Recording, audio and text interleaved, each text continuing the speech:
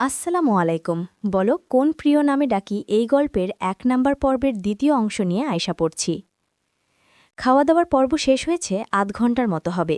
পুনামকে মাত্র বাসর ঘরে বসিয়ে রেখে ইসরাত রিমি বেরিয়েছে। জেরিনরা একটু গাইগুই করছিল গেট ধরবে কিনা। ইসরাত সাফ সাফ বলে দিয়েছে নওশাদ দরকার হলে আজ ঘরেই ঢুকবে না, তবুও ওর মতো কিপটে লোক নাকি টাকা দিবে না। পুনম চারদিকে চোখ বোলায়। জানালার পাশে পড়ার টেবিল, দেওয়ালের সাথে খাট, পাশেই ড্রেসিং টেবিল, মুখোমুখি একটা মাঝারি সাইজের কাঠের ওয়ার্ড্রব, বুকসেলফ আছে একটা, হরেক রকমের বই রাখা তাকে। সারাদিন শেষে পুনমের কান্না পেল হঠাৎ। অপরিচিত জায়গা, সব অপরিচিত মানুষ। পুনমের ভয় লাগছে। মানসিকভাবে প্রস্তুত নয়ও, বুক কাঁপছে রীতিমতো। ও মোবাইল নিয়ে সিরাতকে কল করে। সিরাত রিসিভ করে হ্যালো কিছু বলার আগেই পুনম বলে, দোস্ত ওদের গ্রামের বাড়ি ফেনী, ওরা নোয়াখাইল্লা দোস্ত, বুঝতে পারছিস? নোয়াখাইল্লাদের মতো ভেজাইল্লা এই দুনিয়াতে আছে। আমি বাকি জীবন কিভাবে থাকব? আমার পাগল পাগল লাগছে। সিরাত কনটেক্সট বুঝে না। কাদের কথা বলছিস? পুনম নিজেকে আর আটকাতে পারে না, কেঁদে দেয়। গত দুদিনের কাহিনী বলে, ওর মোবাইল জব্দ করা হয়েছিল সেটাও বলে। সিরাত খাপছাড়া গলায় বলে, তাই বলে বিয়ে দিয়ে দিবে? তোর বড় ভাই যে ইসলামের নাম দিয়ে এত উপদেশ দেয়, উনি জানেন না ইসলামে মেয়েদের মত ছাড়া বিয়ে হয় না? মত তো আমি দিয়েছি, কিন্তু জেদ করে। আমি আর ফিরব না ওখানে, কক্ষনো না। কথা বলতে বলতে পুনমের হেঁচকি উঠে যায়। কাঁদতে কাঁদতে বলে, দোস্ত আমাকে মামার মতো এক লোকের সাথে জোর করে বিয়ে দিয়ে দিয়েছে। লোকটার বড় বোনের ছেলে আমার চেয়ে বয়সে বড়। লোকটার বড় ভাগ্নির বিয়ে হয়ে গিয়েছে। মেজ ভাগ্নির আঁখত হয়ে আছে। ছেলে বিদেশে থাকে, দেশে ফিরলেই বিয়ে। লোকটার বড় বোন আমার আম্মুর বয়সী হবে বোধহয়। লোকটার মা আমার দাদির বয়সী তো হবেই। আম্মু, আব্বু, ভাইয়া কিভাবে পারল আমার সাথে এমন করতে? সিরাত কথা বলতে ভুলে গেল বোধহয়। ঢোক গিলে জিজ্ঞাসা করে, তোর হাজবেন্ডের বয়স কত দোস্ত? ৫০ না আরও বেশি? ৫০ কেন হবে, ৩০ শুনেছি। সিরাত কুচকে ফেলে, কপাল কুচকেই বলে, এটা তো বিয়ের জন্য পারফেক্ট বয়স। তোর সাথেও ঠিক আছে, ৭-৮ বছরের গ্যাপ তোদের। তাহলে তোর মামার বয়সী হলো কি করে? মামার বয়সী না, মামার মতো। লোকটার বড় বোনের ছেলে আমার বড়, ছোট ভাইয়ার চাইতে ২ বা ৩ বছরের ছোট হতে পারে। তো আমার আম্মুর বয়সী ওর বড় বোন হলে ওই মহিলার ভাই আমার মামার মতো না? আর নামও কি ব্যাকডেটেড জানিস? নওশাদ বিন নাসির। এটা কি নাম? পেশায় আবার নাকি প্রফেসর। আব্বারা এমন প্রফেশনে চাকরি করে, ইয়াং কেউ এই প্রফেশনে থাকে বল? তারপর ক্লিন শেভ করা ছিলা মুরগি। আমার কিচ্ছু ভালো লেগেনি, কিচ্ছু না। আমাকে জোর করে বিয়ে দিয়েছে। বড় ৫টা বোনও আছে জানিস, আমায় নাকে দড়ি দিয়ে ঘোরাবে। ছোট ভাইয়া ইচ্ছে করে এমন করেছে বুঝেছিস? নিজের ওই প্রেমিকাকে ঘরে তুলবে বলে আমাকে তাড়াহুড়ো করে এমন পরিবারে বিয়ে দিয়েছে। এক একজন কি বড় বড়, সমবয়সী কোনো ননদ নেই, কেউ নেই। আছে সব আমার চেয়ে বয়সে বড়, অথবা আমার সমবয়সী ভাগিনা ভাগ্নিরা। ব্যাকডেটেড পরিবার একটা। আমি ওই ছিলা মুরগির সাথে সংসার করব না। পুনমের মুখ বন্ধ হয়ে গেল। নওশাদ ঠিক দরজার সামনে দাঁড়ানো। পুনম তাড়াতাড়ি করে কল কেটে দিল। নওশাদ দরজা বন্ধ করে পুনমের ঠিক সামনে দাঁড়াল। কঠোর মুখভঙ্গি নিয়ে পুনমের দিকে কঠিন চোখে তাকিয়ে আছে। কি শক্ত চাহনি! পুনম তাকিয়ে থাকতে পারল না, মাথা নুইয়ে ফেলে। বুঝতে বাকি নেই লোকটা সব শুনেছে। নওশাদ গম্ভীর গলায় বলে, নামাজ পড়তে পারবেন? পারলে অজু করে আসুন। পুনম তো ভেবেছিল গালে থাটিয়ে একটা চড় মারবে, মারল না দেখে অবাকই হল। কিন্তু ওই পুনমের সমবয়সী ভাগ্নি কি যেন নাম, রুমঝুম যে বলল তাদের একমাত্র মামা ভীষণ রাগী, হুটহাট হাত ওঠানোর স্বভাব আছে। বর সেজেও বিয়ে করতে যাওয়ার আগ মুহূর্তে নাকি সবচেয়ে ছোট ভাগ্নের গালে থাটিয়ে একটা চড় মেরেছে। দরজায় ঠকঠক শব্দ হয়। নওশাদ পুনমের দিক থেকে চোখ সরিয়ে দরজা খুলে। ইসরাত পুনমের লাগেজ দিয়ে কি যেন বলে আবার চলে যায়। পুনম শুনতে পায়নি ওদের কথা। নওশাদ লাগেজ রুমে টেনে এনে ওয়ার্ড্রোবের কাছে যায়, একটা লুঙ্গি বের করে। পুনম মনে মনে নাক ছিটকায়। যদি নওশাদ এখন লুঙ্গি পরে তাহলে পুনম এখানেই ঘরের মাঝেই বমি করে দেবে। নওশাদ লুঙ্গি নিয়ে বেরিয়ে যায়। মিনিট দুয়েক পর এসে দরজা লাগিয়ে পুনমের দিকে তাকিয়ে বলে, ঘুমিয়ে পড়ুন যান, বলে ওয়ার্ড্রোব থেকে টি শার্ট ট্রাউজার বের করে। পুনম অত্যন্ত ক্ষীণ কণ্ঠে বলে, নামাজ? নওশাদ ঘাড় বাঁকিয়ে তাকায়, অজু করে আসেননি কেন? পুনমের জবাব না পেয়ে বলে, আমি বেরোনোর পর ফ্রেশ হয়ে আসবেন। নওশাদ ওয়াশরুমে চলে গেল। পুনম লাগেজ খোলে। নিশা গুছিয়ে দিয়েছিল। একটা 3 পিস নিয়ে ওয়াশরুমের দরজার বাইরে দাঁড়িয়ে থাকে। 15 থেকে 20 মিনিট পর নওশাদ নেভি ব্লু রঙের টি শার্ট, কালো রঙের ট্রাউজার পরে বের হয়। গোসল করেছে, শ্যাম্পুর ঘ্রাণ নাকে লাগছে পুনমের। পুনম হাফ ছাড়ে, যাক লুঙ্গি পরেনি। পুনম ওয়াশরুমে ঢুকে দরজা লাগায়, জোরে জোরে নাক টেনে ঘ্রাণ নিতে থাকে। পুনম এতদিন জানত ছেলেরা লাক্স সাবান দিয়েই সব কাজ চালায়, ওদের আলাদা ফেস ওয়াশ শ্যাম্পু লাগে না। কিন্তু নশাদের আলাদা ম্যান শ্যাম্পু ফেস ওয়াশ আছে। শ্যাম্পুটার ঘ্রাণ খুব সুন্দর। পুনম একদিন লুকিয়ে এই শ্যাম্পু ইউজ করবেই। ম্যান শ্যাম্পু তাতে কি, পুনম এটা একদিন ইউজ করবেই করবে। পুনম ফ্রেশ হয়ে অজু করে বের হয়, দুজনে নামাজ পড়ে নেয়। নশাদ জায়নামাজ জায়গা মতো রাখে। পুনম দাঁড়িয়ে মেঝেতে আঙুল দিয়ে আঁকাআঁকি করছে। নশাদ গম্ভীর গলায় বলে, ঘুমিয়ে পড়ুন। পুনম চোখ তুলে তাকায়। নশাদ খাটের ফুলগুলো ঝেড়ে ফেলে দেয়, মেঝে থেকে নিয়ে বেলচায় তুলে মেঝের ফুল, বিছানার ফুল সব বিনে ফেলে। পুনম দেখে পরিপাটি মানবটিকে।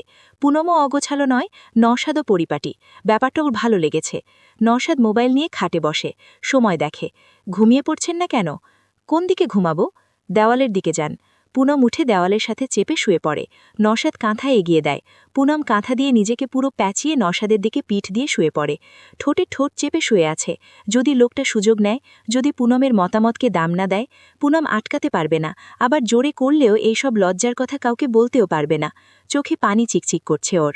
নওশাদ কিছুক্ষণ পর লাইট নিভিয়ে টান টান হয়ে শুয়ে পড়ে। ঘুমিয়ে পড়েছেন? পুনম নওশাদের দিকে ফিরে না, গলা দিয়ে শব্দ হতে চায় না যেন, তবুও জোর খাটিয়ে বলে, উহু। বিয়ে করার ইচ্ছা না থাকলে করেছেন কেন? পুনম ঠিক ধরেছিল, নওশাদ সব শুনেছে। ক্ষীণস্বরে সত্যিটাই বলে, জেদ করে।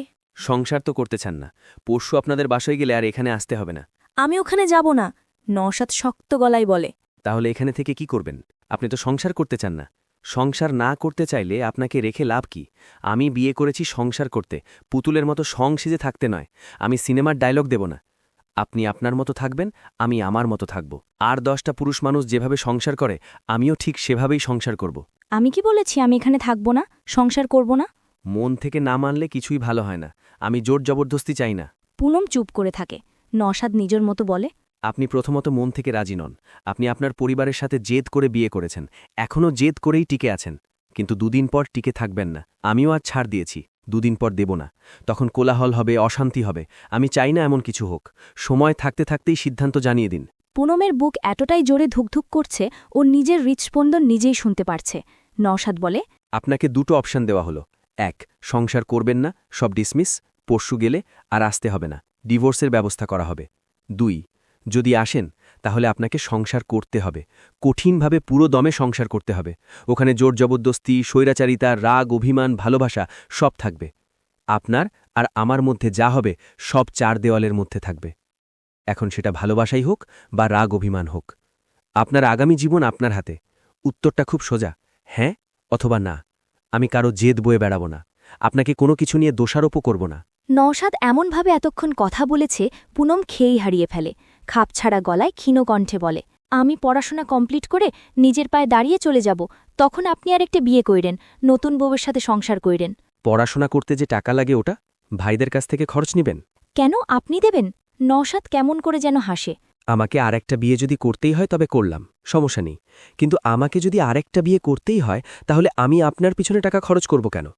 আমার টাকায় পড়াশোনা করে স্বাবলম্বী হয়ে আমাকে ডিভোর্স দেবার জন্য? পুনমের বুক ধকধক করে ওঠে। আমি শোধ করে দেব সব টাকা, চাকরি পেলে। চাকরির বাজার নিয়ে কোনো আইডিয়া আছে? যদি চাকরি না পান, আমি আমার এত কষ্টে ইনকাম করা টাকা খরচ করব কেন? আমার টাকাগুলো লস প্রোডাক্টে যাবেই বা কেন? এমনি করতেন না খরচ?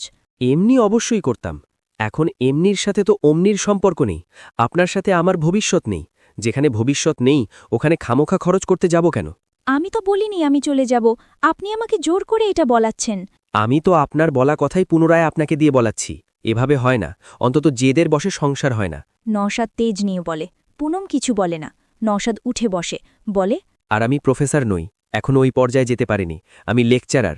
প্রফেশনটা অন্তত জানতে পারতেন। ওহ, জানবেন কি করে? বিয়েতে তো মতই ছিল না। নওশাদ বিছানা থেকে নামে। তা টের পেয়ে পুনম ঘাড় বাঁকিয়ে তাকায়। নওশাদ দরজার দিকে যাচ্ছে। পুনম ঘাবড়ে যায়, এই রাতে সালিশ বসাবে নাকি? নওশাদ দরজার সিটকিনিতে হাত দিয়ে সুইচ বোর্ডে টিপ দিয়ে লাইট জ্বালিয়ে সাথে সাথে দরজা খোলে। দরজার ওপাশ থেকে হুড়মুড়িয়ে ইসরাত, রিমি, রুমঝুম, জাইমা, জেরিন, তাহিয়া সবাই মেঝেতে পড়ে। সবাই মুখ কুচকে ফেলে। পুনম তড়িঘড়ি করে উঠে বসে। সাথে সাথে বারান্দা থেকে আশিক বানায়া আপনি গান বেজে ওঠে। পুনম চোখ বড় বড় করে ফেলে। নওশাদ দাঁতে দাঁত চেপে বাজখাই গলায় ধমক দিয়ে বলে, এই গান বাজছে কোথা থেকে? রুমঝুম ঢোক গিলে, আরিফ ভাইয়া, মাহতাব ভাইয়া, মাহাদি ভাইয়া, মুমিন, জিশান, তিহান, তুহিন ছাদ থেকে শাড়ি ফেলেছে। গান কোথা থেকে বাজছে? নওশাদ উচ্চস্বরে বলে। সবাই কেঁপে ওঠে, এমনকি পুনমও। নওশাদ রেগে লাল হয়ে আছে। তোদের কাছে শাড়ির কথা জানতে চাইছি। শাড়িতে বোতলের মতো ছোট্ট একটা সাউন্ড বক্স প্যাঁচিয়ে বারান্দার সামনে ফেলেছে, ওখান থেকেই গান বাজছে। নওশাদ রেগে মুষ্টিবদ্ধ করে ফেলে। পুনম নওশাদের হাতের দিকে একবার তাকায়, আবার মুখের দিকে তাকায়, ঢোক গিলে। না, বলে দেবেও। ভাইদের মায়ের খাবে, ভাবির চামচা হয়ে থাকবে, ভাবির সব কাজ করে দিবে, বাসায় বাসায় কাজের বুয়ার কাজ করবে, তাও এর সাথে সংসার করবে না। নওশাদ রেগে বলে, ওঠ, সবগুলো ওঠ, ছাদে যাব এখন। তোরাও যাবি। ছাদেরগুলোরও হচ্ছে, তোদেরও হচ্ছে। সবগুলোর বেয়াদবি যদি না ছুটিয়েছি আমি। ইসরাত ঢোক গিলে উঠে বসে। জাইমা মিনমিন করে পুনমের দিকে তাকিয়ে বলে, মামি, তুমি কিছু বলো। একে তো ওই মেয়েকে জোর করে বিয়ে দেওয়া, মেয়ের সংসার করার ইচ্ছে নেই, এইসবে নওশাদের মেজাজ এমনিতেই চটে আছে। তার উপর জাইমার মিনমিনে কথা শুনে নওশাদের মেজাজ আরও গরম হয়ে গেল। রাগ সপ্তম আকাশ ছুঁয়েছে যেন। গলার স্বর চওড়া করে বলে, কি বলবে তোদের মামি? আমার যা করার আমি করবই। আমাকে নিষেধ করলে আমি শুনব? স্পর্ধা দেখে অবাক হচ্ছি আমি। সাহস কত বড় হলে মামিকে কিছু বলতে বলে? তোদের মামির কথা শুনে তোদের মতো বেয়াদবকে ছেড়ে দেব আমি? তোদের মামির কথা শুনে উঠবস করব এখন আমি? তক্ষুনি গান বেজে উঠল। ও টুনির মা, তোমার টুনি কথা শোনে না, যার তার লাগে ডেটিং মারে, আমায় চিনে না। ওই গান বন্ধ হয়ে নতুন গান বাজা শুরু হলে পুনমসহ ওরাও চোখ মুখ খিচে ফেলে। আর নওশাদ ও সবগুলোকে এখন সিরিয়ালে দাঁড় করিয়ে থাপ্পড় দিবে। তুমি এত পাগল হয়েছ কেন পাইয়া আমারে? বাড়াবাড়ি করো যদি থাকব না ঘরে।